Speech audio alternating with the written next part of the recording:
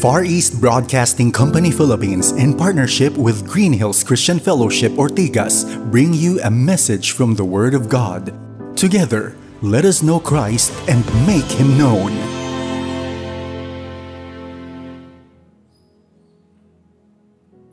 Magandang hapon po sa ating lahat. Welcome po sa Green Hills Christian Fellowship Ortigas at welcome sa ating 3 p.m.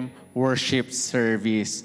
Ngayong araw na to ay ang unang linggo ng buwan ng July at tuwing unang linggo ng buwan tayo ay nag-celebrate ng ating communion bilang paggunita ng ginawa ng ating Panginoong Hesukristo sa krus. Kaya naman ang buong pananambahan natin ay isang preparasyon para sa gagawin nating mamaya. At simulan natin ang preparasyon na yon sa pagninilay-nilay sa nasusulat sa Psalms chapter 24 verses 9 to 10.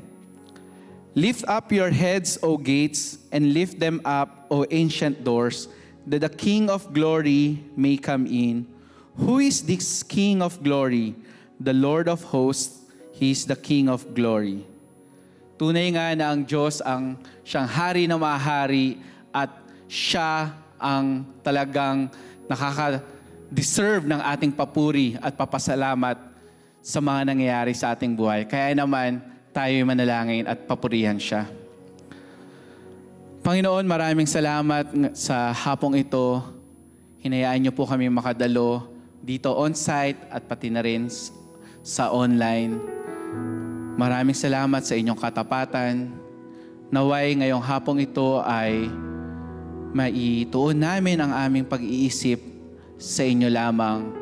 Naway ang mga suliranin ng buhay ay maisantabi namin at talagang makita namin ang inyong kadakilaan at may bigay namin sa inyo ang papuri na nararapat sa inyo.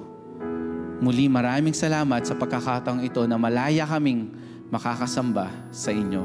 Ito po ang aming dalangin sa matamis na pangalan ni Jesus. Amen.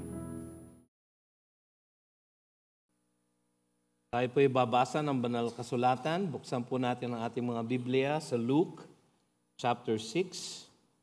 Babasahin po natin ang verses 27 to 31. Luke chapter 6, verse 27 to 31. Tayo po'y tumayo at babasahin po natin ang banal na kasulatan sa atin ng ating Panginoong Diyos. Naway tanggapin natin ito ng may pagpapasalamat sa Kanya. Basahin po natin sabay-sabay Luke 6 starting in verse 27. But I say to you who hear, love your enemies, do good to those who hate you, bless those who curse you, and pray for those who abuse you. To one who strikes you on the cheek, offer the other also. And from one who takes away your cloak, do not withhold your tunic either. Give to everyone who begs from you, and from one who takes away your goods, do not demand them back. And as you wish that others would do to you, do so to them. Yan ang banal na salita ng ating Panginoon. Purihin nawa ang kanyang pangalan. Maaari na po kayong maupo. Tayo po'y saglit na manalangin. Panginoon, ang aming pag-aaralan pong inyong mga talata sa hapong ito ay tunay nga pong mabigat at imposible naming masunod liban lang sa lakas ng Espiritu Santo na nananahan sa amin. Kaya Panginoon, ang aming dalangin ngayong hapong ito ay na maunawaan namin ang lubusan ng kautusan na ito at lalong mahigit at mahalaga sa lahat. Bigyan mo kami ng kapangyarihan, O Diyos, na isuko ang aming mga sarili sa inyo upang ito ay makita na bunga ng Espiritu sa aming mga buhay. Ito ang aming samot dalangin sa pangalan ni Jesus. Amen. Nagpapatuloy po tayo sa ating series ng mga mensahe sa Gospel of Luke na pinamagatan nating God the Son, Son of Man. At ang title po ng ating mensahe ngayong hapong ito ay Tunay na Pag-ibig. Tunay na pag-ibig. Ang pag-ibig po, masarap pag-usapan, madalas. Sa ating mga buhay, marami pong mga awit ang tungkol sa pag-ibig. Marami pong mga poem ang nagawa dahil sa pag-ibig. Marami pong nagliligawan at kilig na kilig dahil sa pag-ibig. Hindi po yan ang pag-ibig na pag-uusapan natin ngayong hapong ito. Ang pag-ibig na ating pag-uusapan ay isang pag-ibig na hindi po nagmumula sa atin at nagmumula lamang sa Espiritu ng Diyos. Tunay na pag-ibig. Nung huli nating pag-aaral sa Luke, nakita natin ang mga babala ng Panginoon sa mga makasarili. Sa makasariling kayamanan, makasariling katiwasayan, at makasariling kasayahan. Nakita po natin yun sa verses 24 to 26, yung tatlong woe na ating pinag-aralan ng huli. Ang buhay ng isang tunay na mananampalataya at na ipinanganak ng muli kay Kristo Jesus ay buhay na nakasentro sa kanyang pangakong yaman sa langit, kalwalhatian na walang hanggan, at tunay na kasayahan sa piling ng ating Diyos Amang nasa langit. Yun po yung blessings na nakita natin sa verses 20 to 23. Babasahin ko po ang kaprasong bahagi noon sapagkat yun po ang konteksto ng ating talata ngayong hapong ito.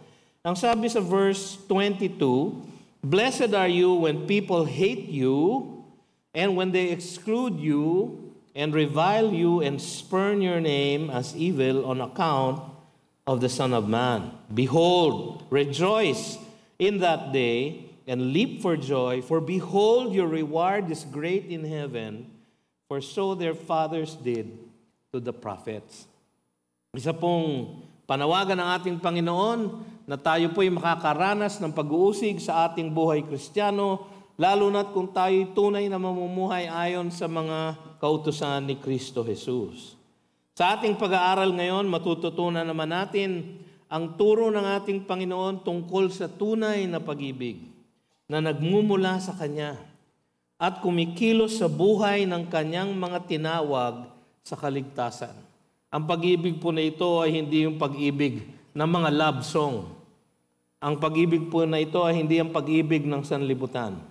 Ito po ay ibinuho sa ating puso sa pamamagitan ng diwang banal. Yan po ang sabi sa Romans 5:5. "And hope does not put us to shame, because God's love has been poured into our hearts through the Holy Spirit who has been given to us." Kaya po itong pag-ibig na ito ay tunay sapagkat wala siyang bahid ng kahit na anong motibo na makasarili.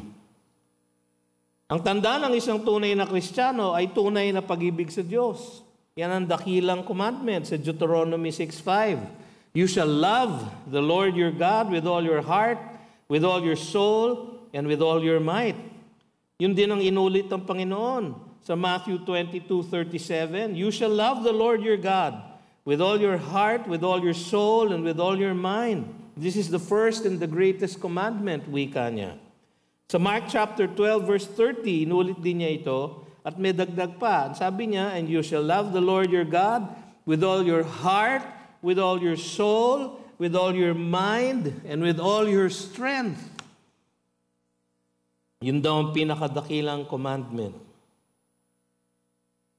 Sa Luke 10:27, wika ng isang tagapagturo ng batas kay Jesus, "You shall love the Lord your God with all your heart and with all your soul and with all your strength and with all your mind, and your neighbor as yourself." Nung tinanong siya kung ano ang dakilang commandment. So ito po ay dapat tanda ng isang tunay na Kristiyano. At tanda rin ng tunay na Kristiyano na may tunay na pag-ibig sa kapwa. Meron ding utos sa atin na ibigin ang ating kapwa. Leviticus 19:18. "You shall not take vengeance or bear a grudge against the sons of your own people, but you shall love your neighbor as yourself. I am the Lord." Inulit ito sa Matthew 22:39. "And you shall love your neighbor as yourself." Sa Mark 12:31, "You shall love your neighbor as yourself." Paulit-ulit po sa Biblia. Sa Galatians 5:14, ang sabi doon, "For the whole law is fulfilled in one word, you shall love your neighbor as yourself. So love God and love your neighbor as yourself. Ang ating Diyos Ama ay pag-ibig mismo. Sa 1 John 4:8, anyone who does not love does not know God, because God is love. Ang ating Panginoon, iniutos ni Kristo sa lahat ng kanyang mga tagasunod sa John 13:34. A new commandment I give to you, that you love one another. Just as I have loved you, you also are to love one another. Just as I have loved you, sabi niya. By this all people will know that you are my disciples, if you love one another.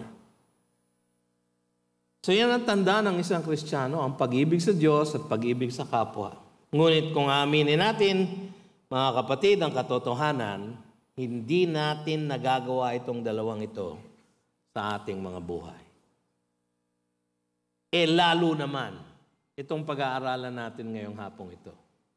Ito ang talagang taliwas sa ating naturalesa. At napaka-imposibleng sundin. So una sa lahat, ang tunay na pag-ibig ay kumikilos para sa kabutihan ng kaaway. Ng kaaway. Tignan niyo yung sabi sa verse 27, nananahan sa mga tumugon na sa kanyang pagtawag. But I say to you who hear. Yung pag-ibig po na yun, nananahan lang sa mga tumugon na sa pagtawag ni Jesus. Pagtawag saan? Pagtawag sa kaligtasan. Ang salita na isinali na hear ay nangangahulugan na to hearken. To hear in order to obey. Yung po ang ibig sabihin ng hear. So ito ay binigay doon sa mga nakaririnig ng utos ng Diyos, ng tawag ng Diyos, upang sundin ang kalooban ng Diyos. Sa kanyang pagtuturo, laging tinatawag ng Panginoon ang mga binigyan niya ng kakayanan na marinig at maunawaan ang kanyang turo. Ang sabi niya palagi, he who has ears, let him hear. So merong mga iba na walang ears, na hindi binigyan ng kakayanan ng Panginoon upang marinig ang kanyang sinasabi, upang marinig, upang sundin ang kanyang sinasabi. Paulit-ulit po siya sa Gospels, Matthew 11:15. He who has ears to hear, let him hear. Matthew 13:9. He who has ears, let him hear. Matthew 13:43. He who has ears, let him hear. Bakit siya paulit-ulit? Sapagkat meron talaga siyang tinawag na makakasunod dito sa utos na ito. Yun ang mga tinawag niya sa kaligtasan. Meron talagang hindi makakarinig. At makakaunawa sa kanyang turo dahil sa katigasan ng kanilang mga puso. Merong hindi makikinig sa tawag ng Panginoon para sa kaligtasan. Meron talaga. Sa Matthew 13, verse 11 to 12, ang sabi niya doon, pagkatapos niya ibigay yung mga parables about the kingdom, sabi niya, to you it has been given to know the secrets of the kingdom of heaven, but to them it has not been given. Merong them, at sa kanila hindi ibibigay. Sa Matthew 13:13, this is why I speak to them in parables, because seeing they do not see, and hearing they do not hear, nor do they understand. Tapos pinaliwanag ni Jesus, indeed in their case, the prophecy of Isaiah is fulfilled. Meron daw hinula ang propetang si Isaiah. Ang sabi niya, you will indeed hear, but never understand, and you will indeed see, but never perceive. For this people's heart has grown dull, and with their ears they can barely hear, and their eyes they have closed, lest they should see with their eyes, and hear with their ears, and understand with their heart, and turn, and I would heal them. Meron daw talaga mga tao na matigas ang puso sa Panginoong Jesus at hindi makikinig sa kanyang panawagan na tayo'y maligtas. Sabi sa 1 Corinthians 2:14, The natural person does not accept the things of the Spirit of God. Hindi daw naunawaan ang natural na pest. Kasi ang sinasabi dito ng Biblia ay taliwas sa ating naturalesa. Sa 2 Corinthians 4, verses 3 to 4, ang sabi ay ganito, and even if our gospel is veiled, dahil malabo daw, hindi daw maintindihan ng karamihan, and even if our gospel is veiled, it is veiled to those who are perishing. Those who are perishing, yung mga papunta na sa kapahamakan, those who are perishing.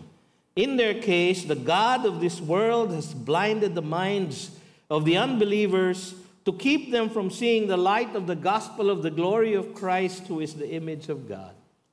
Meron pong bumubulag sa atin. Meron pong pumapasak sa ating tenga na hindi natin naririnig ang tawag ng kaligtasan. Pero marami po, mga kasama natin dito, hindi nakakarinig physically, pero narinig nila ang tawag ng Panginoon sa kanilang mga puso. At kaya sila naririto. Dahil they are the ones who hear. They are the ones who hear. Ang utos na ito ay para sa mga binigyan ng Panginoon ng kakayanan na marinig, maunawaan at masunod ang utos niya na ito. Sila yung mga tinawag niya para maligtas. Ephesians 1:4, even as He chose us in Him. Kailan? Before the foundation of the world, that we should be holy and blameless before Him. Pinili tayo, tinawag tayo. Ephesians 2:10, for we are His workmanship, created in Christ Jesus for good works, which God prepared beforehand that we should walk in them.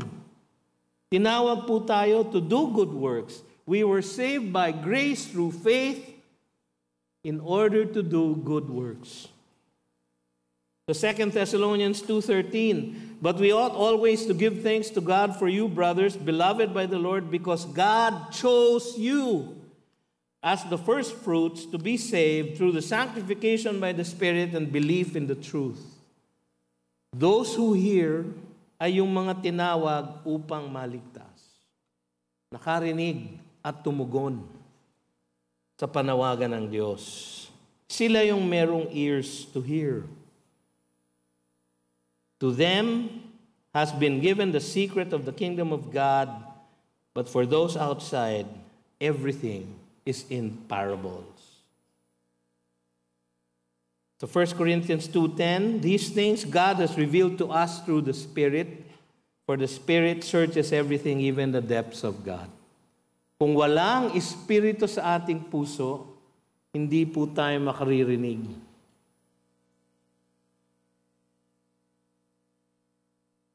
Matthew 11:25, panalangin ni Kristo Jesus, I thank you, Father, Lord of heaven and earth, that you have hidden these things from the wise and the understanding, yung mga pariseo, and revealed them to little children.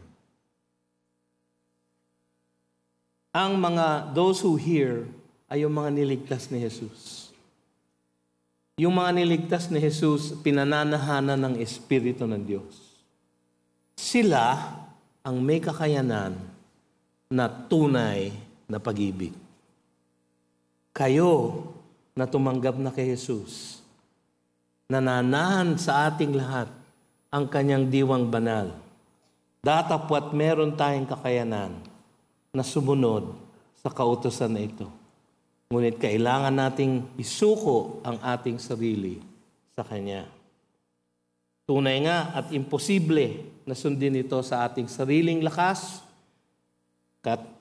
Kahit nga yung mga niligtas na ni Jesus at binuhay na maguli, ay hirap na hirap din na sundin itong utos na ito. Sapagkat taliwas ito sa ating naturalesa.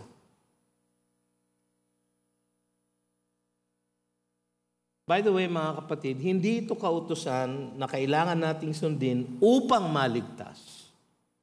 Ito ay tanda ng mga taong ligtas na tunay. Ito ay fruit of the Holy Spirit sa Galatians 5:22. But the fruit of the Spirit is love, At ang lahat ng dimension ng love, joy, peace, patience, kindness, goodness, faithfulness, gentleness, self-control. The fruit of the Spirit. Ito ay fruit, hindi ito root ng ating salvation. This is the fruit of our salvation. Kaya kailangan lang nating isuko ang ating sarili sa kontrol ng diwang banal. Yun ang sabi sa Ephesians 5:18, do not get drunk with wine, for that is dissipation, but be filled. Come under the control of the Holy Spirit. So, ito ay nananahan sa mga tumugon na sa kanyang pagtawag. But I say to you who hear. So sa mga ligtas na kay Jesus.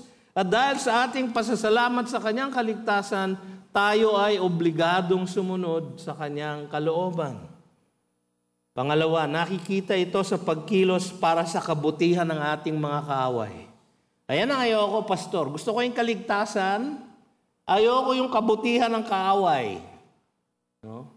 Meron po ba kayong mga kaaway? Mga sinungaling. Siyempre, meron tayong mga kaaway. No? Lahat po tayo may kaaway eh. Kwento nga ni Pastor Larry kaninang umaga. Yung daw nagtaas ng kamay na wala siyang kaaway. 94 years old na po daw siya. Kaya po siya walang kaaway dahil patay na lahat ng kaaway niya. So kung kayo ay 94 and below, malamang may kaaway po kayo. Anong gagawin sa kaaway? Love your enemies. Sakit. Do good to those who hate you. Bless those who curse you. Pray for those who abuse you. Apat na utos to. Doon lang sa una, mahirap na, no? Love your enemies. Yung ang friend mo, hindi mo malab eh. Minsan nga, yung kamag-anak mo, hindi mo malab. No? Meron tayong kamag-anak na ayaw natin makausap, makita, makaulayaw kahit kailan. No? Yun ang kailangan nating ibigin. So ang tunay na pag-ibig ay hindi isang theoretical na konsepto, kundi isang pagkilos na nakikita sa konkretong buhay. Merong 4 na salita sa pag-ibig sa wikang Griego. No? Storge, pag-ibig sa kamag-anak. Phileo, pag-ibig sa kaibigan. Eros, pag-ibig sa kapwa, sa asawa. Agape, pag-ibig na makadiyos. Yung unang 3, lahat makasarili. Di ba? Mahal mo ang kamag-anak mo dahil kamag-anak mo eh. Wala kang choice. Di ba? Mahal mo ang kaibigan mo dahil naaliw ka sa kanya. Mahal mo ang asawa mo dahil meron kayong pag-iibigan sa isa't isa. Merong attraction, may physical attraction. Pero ang agape po ay kakaiba. Ito ang pag-ibig na nilalayon ang kabutihan ng iniibig kahit na hindi kaibig-ibig.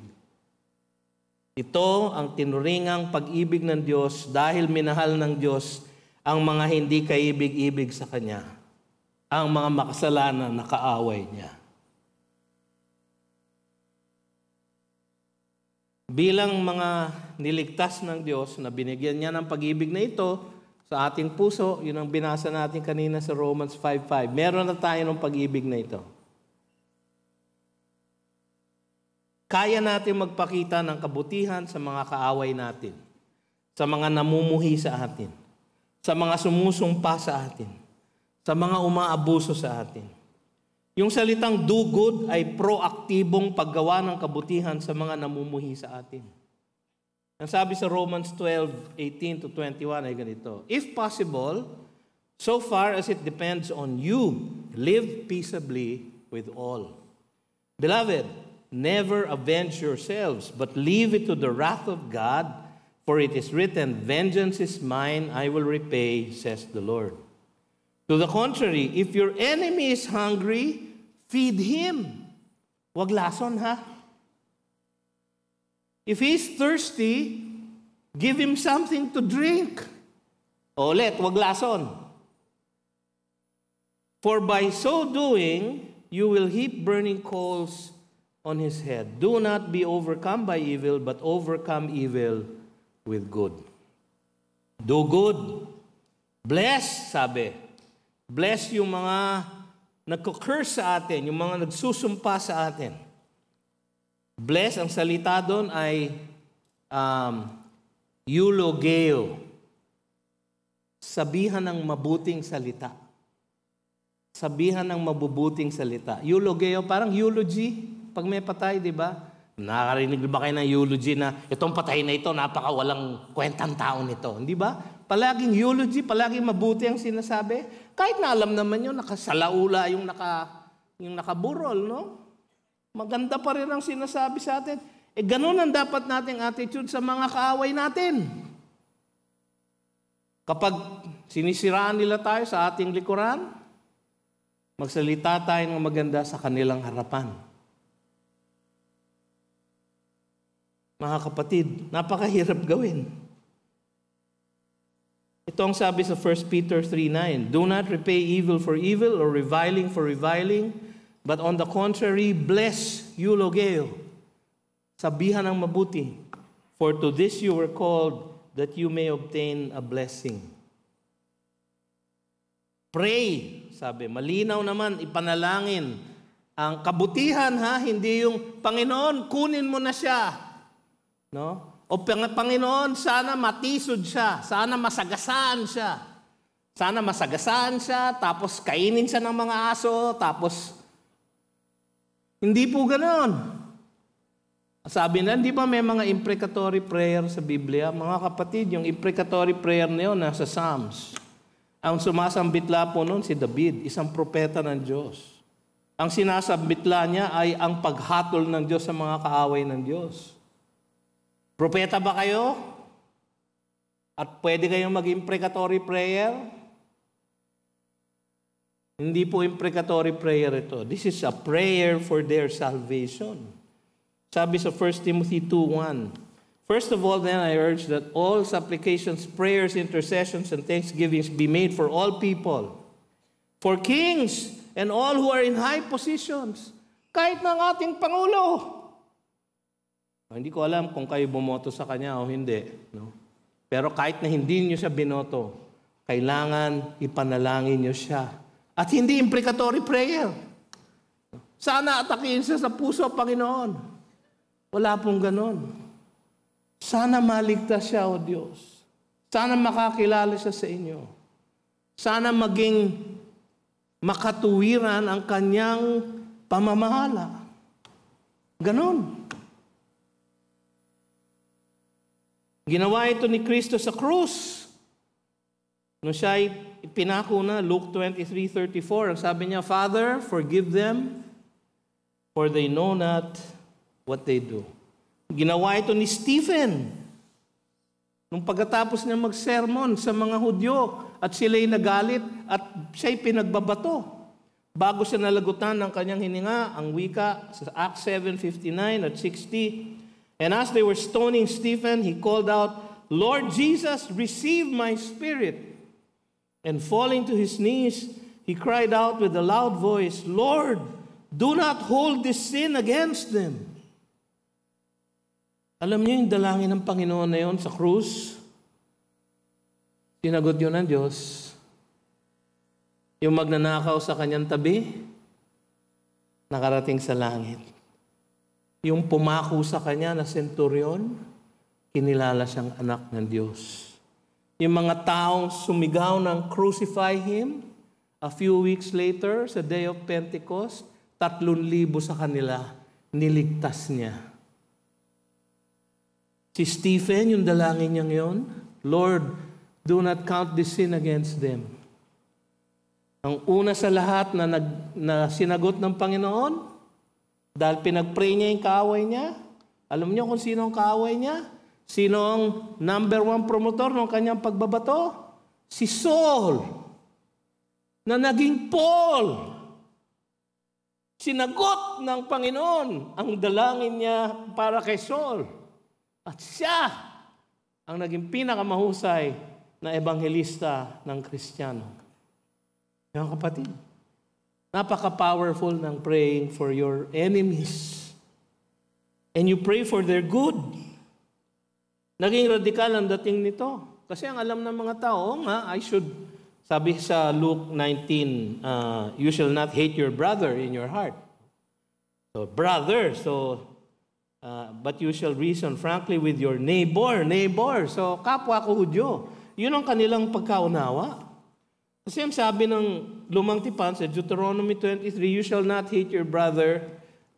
Deuteronomy 23:3, no Ammonite or Moabite may enter the assembly of the Lord. Because they did not meet you with bread and with water when you came out of Egypt. None of them may enter the assembly of the Lord forever. So niisip ng mga Hudyo, I will love my neighbor, my fellow Jew, but I can hate my enemy. Problema, yung kautusan na wala kayong makakahalubilo na ibang mga taga-ibang bansa, ay para yon sa mga bansa na hinatulan ng Diyos. Hindi ko na ulitin yung mga bansang yon. Yun yung mga bansa na hinuhusgahan ng Panginoon kay Joshua. No? Yung mga Hivites, Perizzites, Canaanites, Jebusites, Girgashites, lahat po sila ay devoted to destruction, sabi sa Deuteronomy 7.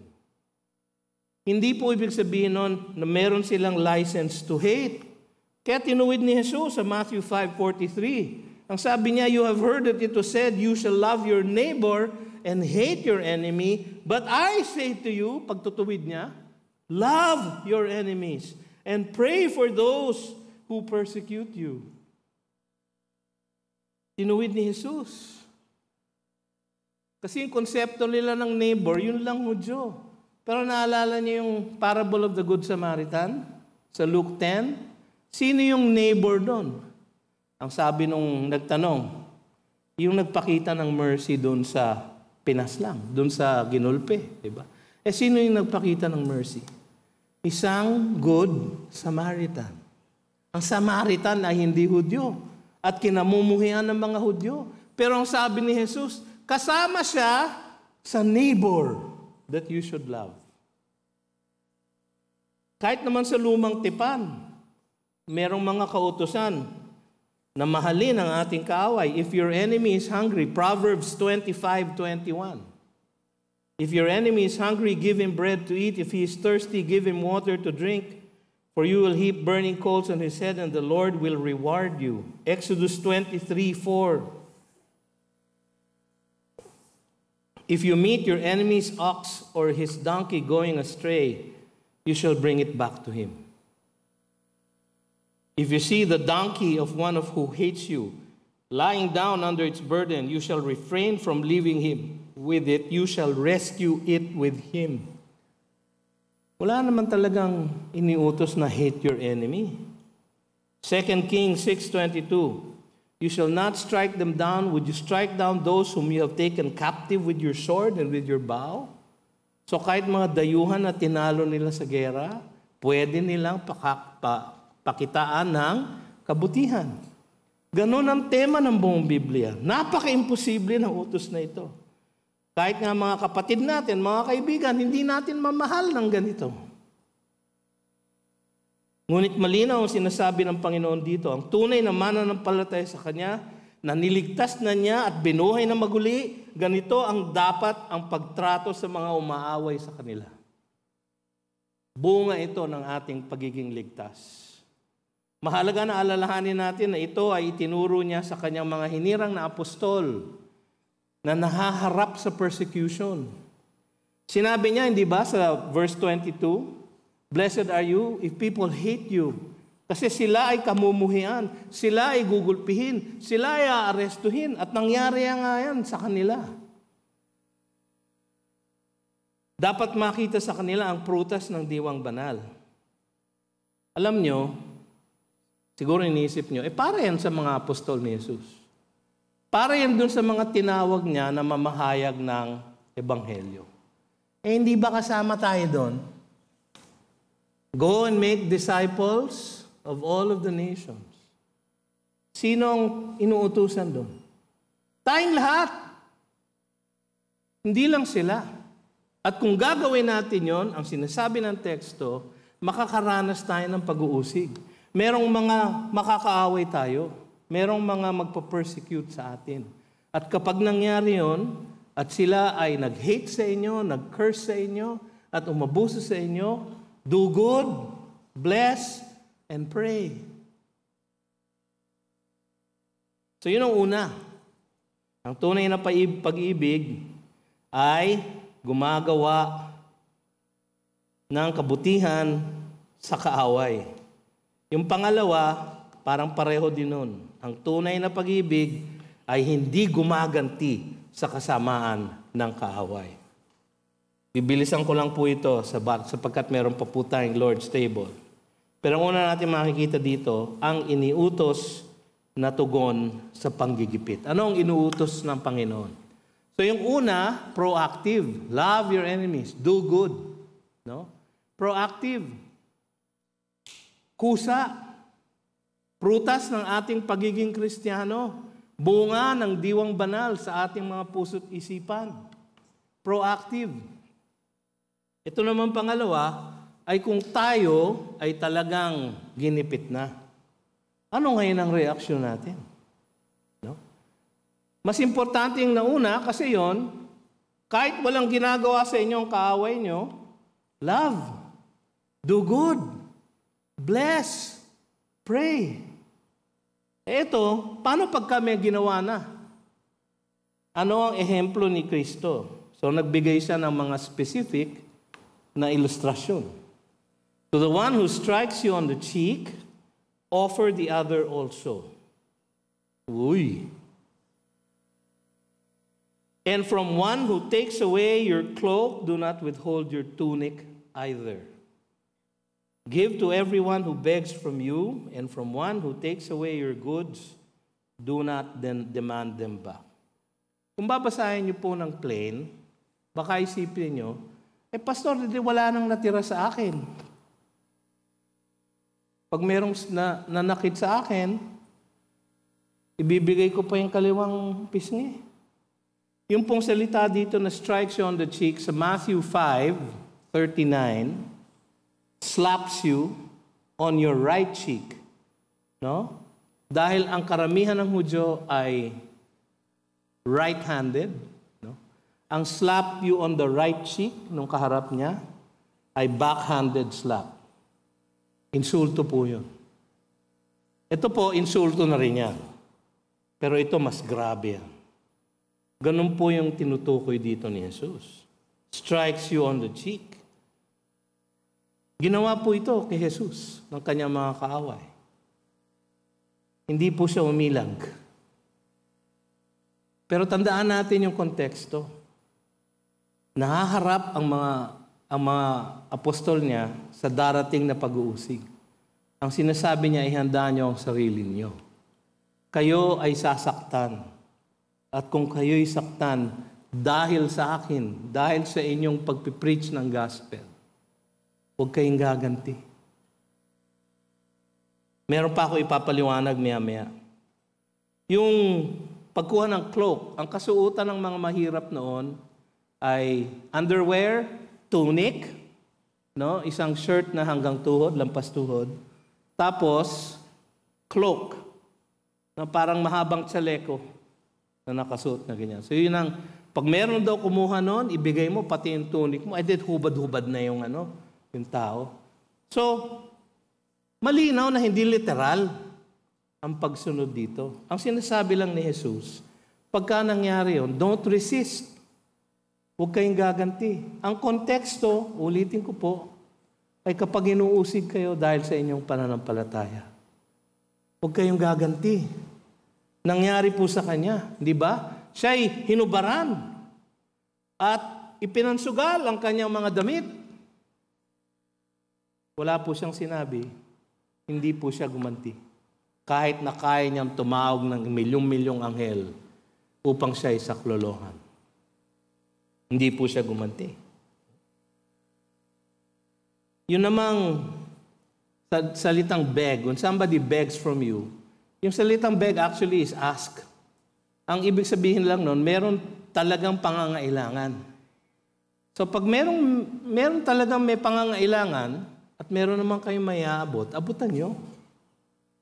At kung meron pa kayong may aabot, abutan nyo pa.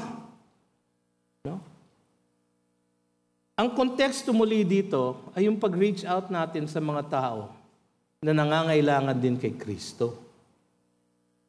So kung minsan, yung pagbibigay natin nakakasama, huwag kayong magbigay. Minsan pagbibigay natin na bibreed lang yung kanilang katamaran. Or nanlilin lang sila. Wala naman sila talagang pangangailangan pero silang may mga fake na kung ano-ano. May mga scam. Sabi ni Pablo, hayaan nyo nang maloko kayo. Sila na ang sasagot sa Panginoon. Vengeance is mine, saith the Lord, sabi ng Panginoon. Napakahirap sundin ito. Paulit-ulit niyang sinasabi ito sa kanila. Magkakaroon kayo ng pag-uusig. Pag kayo'y sinampal, huwag kayong gaganti. Pag kinuha ang pananamit niyo, huwag kayong gaganti. Kapag hiningi sa inyo ang lahat ng pag-aari niyo, huwag kayong gaganti. Figurative yung language. In one sense, exaggerated. Ang punto lang, huwag kayong gaganti. Huwag niyong ibalik yung kanilang ginawa sa inyo na masama. Ang gawin ninyo ay kabutihan. At yun ang huli. Alam nyo kasi, hindi ito maaring malawakang utos. Ang ating Panginoon, pinagtanggol niya ang sarili niya sa John 18:23. Nung siya ay sinampal, nung siya ay nililitis, sabi niya, if what I said is wrong, bear witness about the wrong. But if what I said is right, why do you strike me? So nagsalita siya in his defense. Si Pablo, nung siya ay naaresto sa Acts 22:1, brothers and fathers, hear the defense that I now make before you. Dinipensahan niya ang sarili niya. In fact, later on sa verses 25 to 29, nung siya ay talagang ginagapos, ang sabi, but when they had stretched him out for the whips, Paul said to the centurion who was standing by, is it lawful for you to flog a man who is a Roman citizen and uncondemned? Nagulat yung centurion. What are you about to do for this man? He's a Roman citizen. So nung siya ay lalatiguhin na, dinipensahan niya ang kanyang sarili. So merong balanse na hinihingi yung utos na ito. Kung minsan, yung pinsalang ginagawa sa atin, pwede natin isumbong sa mga otoridad. Yan ang role ng gobyerno, Romans 13:4, 1 Peter 2:13. Sila ay may hawak na otoridad na parusahan ang mga nananakit, ang mga nangaabuso. Kung personal, yung may personal threat sa inyo, ay mga kapatid, huwag niyo naman i-turn yung isang cheek. No? Baka kasi, ay, sasaksakin ako, o ito pa. No? Hindi yun ang hinihingi ng teksto. Sapagkat kung merong personal attack against sa inyo, tumawag kayo ng pulis. Humingi kayo ng tulong sa otoridad. No? Yan ang ating dapat gawin ng ating gobyerno. Huwag tayong gaganti, sapagkat ang Diyos ang gaganti para sa atin. Vengeance is mine, I will repay, says the Lord. Romans 12:19. Huli sa lahat, ang prinsipyo. And as you wish that others would do to you, do so to them. Ang prinsipyo ng paggawa ng kabutihan sa lahat. So una sa lahat, gagawin nyo to sa mga kaaway nyo.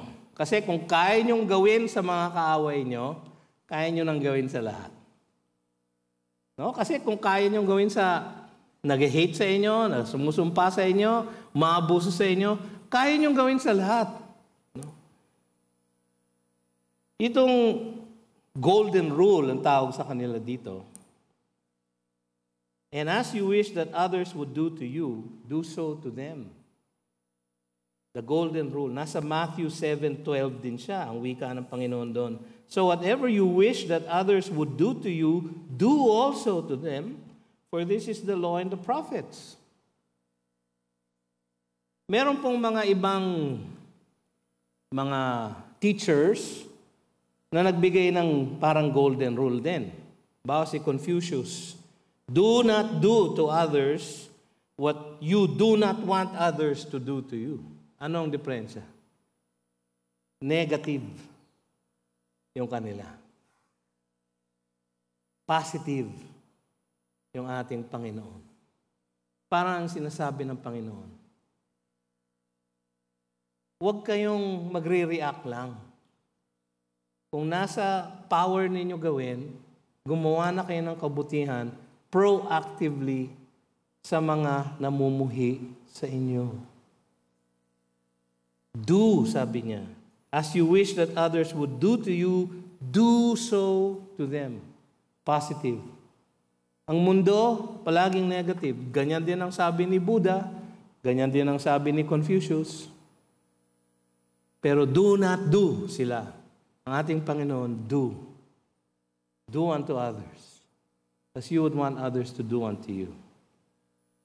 Bakit kaya yung sarili natin ang ginawang batayan o motibo ng Panginoon? Kasi, alinsunod dito sa pangalawang pinakadakilang utos. Love your neighbor as yourself. Alam nyo, kahit nahalugugin nyo ang buong Biblia, wala pong command sa buong Biblia for us to love ourselves. Wala pa. Walang command na ganun. Na sinabi ng Diyos, love yourself. Wala po siyang sinabi ganun. Bakit kaya? Kasi hindi na natin kailangan utusan para mahalin ang sarili natin dahil mahal na mahal natin ang sarili natin. In fact, sobra nating mahal ang sarili natin. Mas mahal natin madalas ang sarili natin kaysa sa Panginoon. Kaya ang sabi niya, if anyone should come after me, he should deny himself, take up his cross, and follow me. Kailangan mo munang patayin ang sarili mo, huwag mahalin ang sarili mo, para ka makasunod sa akin. Kasi naturalesa natin ang mahalin ang ating sarili. Kaya ang motibo niya, do unto others as you would want others to do to you. Gusto ko maging mabuti sila sa akin, I will be good to them. Gusto ko i-bless nila ako, I will bless them. Gusto nila ipag-pray nila ang kabutihan ko, ay ipag-pray ko ang kabutihan nila. Ganon ang prinsipyo. Kung kaya niyong gawin ito sa mga umuusig sa inyo, kaya niyong gawin ito sa lahat. Mga kapatid, ito ang hamon sa atin ngayong hapong ito. Napaka-imposible ang pinapagawa ng Panginoon sa atin dito sa mga talatang ito. Love your enemies. Do good to those who hate you. Bless those who curse you. Pray for those who abuse you. Do good to them as you would want them to do good to you. Napakahirap pong sundin. Tanging ang supernatural na kapangyarihan lang ng Diyawang Banal ang maaaring gumawa nito sa buhay natin. Sa ating sariling lakas, lagi tayong mabibigo. Hindi po ba? Balik po ako sa una kong tanong. Meron po ba kayong mga kaaway? Mga taong ayaw niyong kausapin? Mga taong palagi niyong iniirapan? Kahit nakikita niyo sa bahay? Kahit nakikita niyo sa kalye? O di kaya kahit nakikita niyo sa church? Sobra ng taas ng kilay ninyo na nasa langit na ang kilay nyo. Tuwing nasasalubong nyo. Alam nyo kung sino nahihirapan? Akala nyo ba nahihirapan yung taong inihirapan nyo? Hindi. Sino nahihirapan? Kayo. Kayo ang nahihirapan. Kayo ang umiinda nung puot. Ang blood pressure nyo ang tumataas. Ang ugat nyo dito sa temple, ang pumipitig. Dub-dub, dub-dub. Tuwing nasa salubong nyo, dub-dub. So humihinga na kayo ng parang gusto nyo sapakin. Sinong nahihirapan? Kayo! So, sabi nga ni Pastor Larry kanina, 3 benepisyo ng pagpapatawad sa iba. Una, benepisyo, matutuwa ang Diyos. Sapagat utos niya yun eh. Ayaw niya ng unforgiving heart. Ayaw niya. Kung meron unforgiveness sa inyong puso sa kahit na sinong tao, ayaw niya yun. Kinamumuhian niya yun. Kaya nga nilagay niya sa Lord's Prayer, di ba? Naalala niya sa Matthew 6? If you don't forgive, I will not forgive you. Bakit? Kasi ang hindi niya pinapatawad, yung hindi ninyo pagpapatawad. Hindi niya patatawarin ang unforgiveness nyo kung kayo ay hindi magpapatawad. So, ang unang matutuwa ay ang Diyos. Ang pangalawang matutuwa ay yung taong pinatawad nyo. Whether sabihin nyo o hindi, whether tanggapin niya o hindi, palagi ko matutuwa siya. Ang pangatlong matutuwa, kayo. Pag na-release nyo na yung galit na yon at pinasa Diyos nyo na, kayo ang matutuwa. Kailangan nating isuko ang ating mga sarili sa Kanya. Kasi sa sarili nating lakas, tayo laging mabibigo. Una, kilalanin natin at aminin kung sino nga ang mga kaaway natin. Mga taong kinaiinisan at iniiwasan, mga taong hindi kinakausap at pinapatawad. Tiyak ko, meron yan sa buhay nating lahat. Pangalawa, isuko natin ang ating galit sa paghihilom ng kalooban na nanggagaling lang sa Espiritu Santo upang magawa natin na idalangin sila. Alam nyo, pag nadalangin nyo na sila, at yung tunay na dalangin para sa kanilang kabutihan, pag naidalangin nyo na sila, mahihirapan na kayong kamuhian sila. Mahihirapan na kayong hindi sila patawarin kapag honestly, sincerely ninyo na idalangin na sila. Suko natin ang ating galit sa paghihilom ng Espiritu Santo. Pangatlo, gawa ng kabutihan ng mga taong ito at suklian ng kagandahang loob upang ating maipakita ang pag-ibig natin? Hindi. Pag-ibig ni Kristo na umaagos sa puso natin patungo sa kanila. Hindi sa ating galing yan. Galing sa Kanya. So, sinong maluluwalhati?